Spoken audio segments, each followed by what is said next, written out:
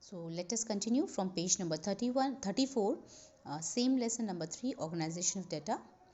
Topic: frequency distribution with unequal classes. By now you are familiar with frequency distribution of equal class intervals. अब equal class interval का frequency distribution कैसे होता है वो तो आपने देख लिया.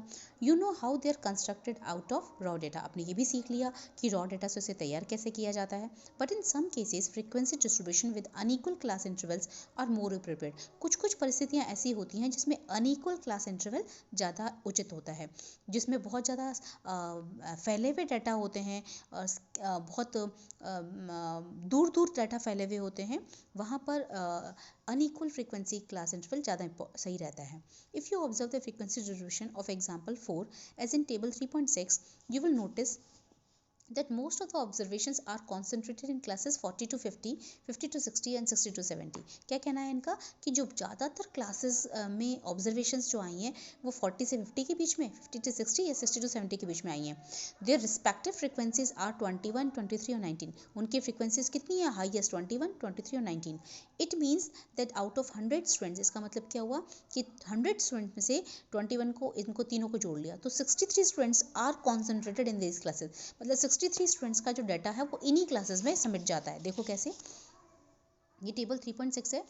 0 से 10, 10 से 20, 20 to 30, 30 to 40, 40 to 50, 50 to 60, 60 to 70. 10 के गैप में हमारे पास ये क्लास इंटरवल है. अब 0 से 10 के बीच में कितने ऑब्जर्वेशंस हैं? 10 से 20 के बीच में कितनी ऑब्जर्वेशंस हैं? 20 से 30 के बीच में कितनी ऑब्जर्वेशन है? 30 से 40 के बीच में कितनी ऑब्जर्वेशंस है?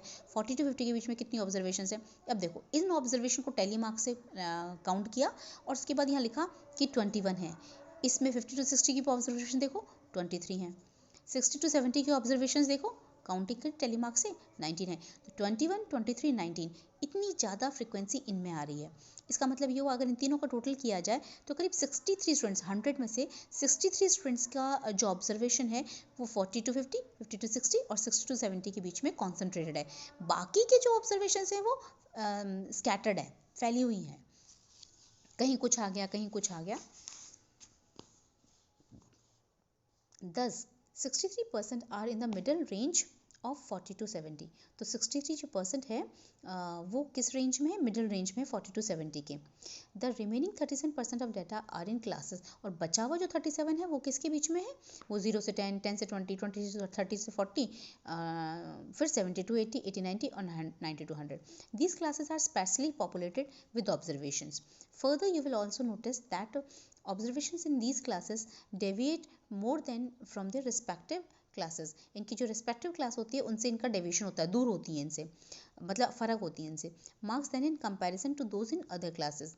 But if classes are to be formed in such a way that class marks coincide as far as possible to a value around, तो उनकी वैल्यू के आसपास के ही उनका डाटा आए उनके ऑब्जर्वेशंस के मुताबिक, तो क्लास टेंड टू कॉन्सेंट्रेट. तो फिर हम कहेंगे कि क्लास का जो क्लास की जो मार्क है वो और क्लास की जो ऑब्जर्वेशन है वो कॉन्सेंट्रेटेड है. Then unequal class interval is more appropriate. तो अनइक्वल क्लास इंटरवल उस केस में ज़्यादा अप्रोप्रिएट रहती हैं. अब जैसे अब हमने क्या करा कि पहले तो हमने 10-10 के गैप में लिए थे. अब हम क्या करेंगे कि हम 10-10 का गैप में लेकर जहाँ ज़्यादा अपने पास डेंसिटी आ रही है ऑब्जर्वेशन की, जैसे आपने देखा कि 40 to 50, 50 to 60, 60 to 70 के बीच में डेंसिटी ज़्यादा आ रही है, तो उसको स्कैर्स करने के लिए, मतलब उसे छटनी करने के लिए या उसको बिखेरने के लिए, स्कैटर करने के लिए हम क्या करेंगे? क्लास इंटरवल को ब्रेक कर देंगे. तो 40 to 50 को कैसे ब्रेक कर देंगे? 5 के इंटरवल में, 45 से 50 और फिर 40 से 45, फिर 45 से 50, 50 से 55, फिर 55 से 60. देखो क्या कह रहा है ये. Table 3.7 shows the same frequency distribution of table 3.6 in terms of unequal classes. Each of the classes 40 to 50, 50 to 60, 60 to 70 are split. उन्हें बांट दिया जाता है into two class. Like 40 to 50 is divided into 40 to 45 and 45 to 50. The class 50 to 60 is divided into 50 to 55 and 55 to 60. And class 60 to 70 is divided into 60 to 65 and 65 to 70. The new classes 44, 45, 45 to 50, 50 to 55, 55 to 60, 60 to 65 and 65 to 70 have class intervals of 5. इनमें 5 का class interval आ रहा है.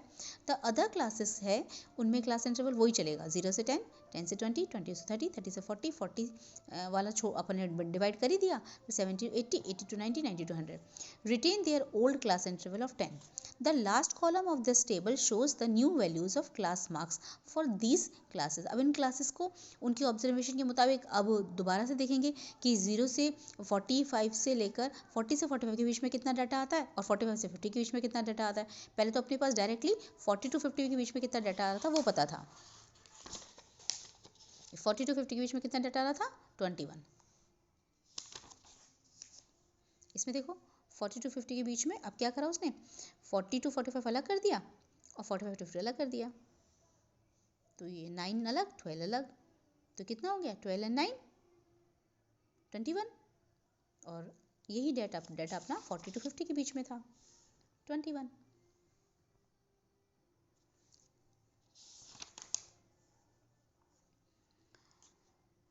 तो क्या कहना है इसका कि the last column of this table shows the new values of class marks of these classes.